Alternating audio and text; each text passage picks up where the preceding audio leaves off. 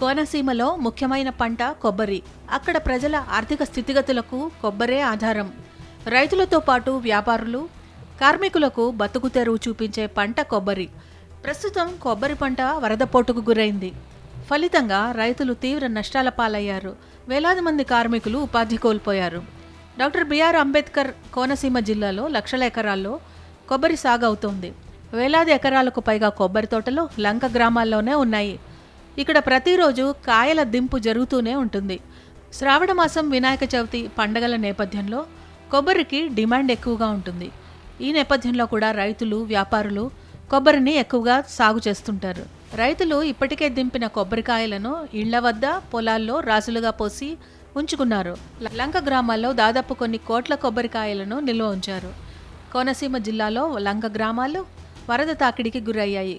కొబ్బరికాయలు నీటిలో తడిసిపోయాయి. పాసర్లపూడి రంక గ్రామాన్ని రాత్రికి రాత్రే వరద ముంచెత్తడంతో 15 లక్షల కొబ్బరికాయలు నీట మునిగాయి. కొబ్బరి రాసులను వరద నీరు ముంచెత్తిందని, వాటి విలువ సుమారు 1,50,00,000 ఉంటుందని వ్యాపారులు ఆవేదన వ్యక్తం చేస్తున్నారు. కొబ్బరికాయల వ్యాపారాలు అంతంత మాత్రంగా ఉన్న సమయంలో వరద తమ కొంప ముంచిందని అంటున్నారు. మొత్తం నాశనం అయిపోయింది సార్. 15 లక్షల కొబ్బరికాయ సార్. అనుకోకుండా రాత్రికి రాత్రే మమ్మల్ని అసలు ఎలా చేయాలో కూడా మాకేం తెలియలేదు సార్.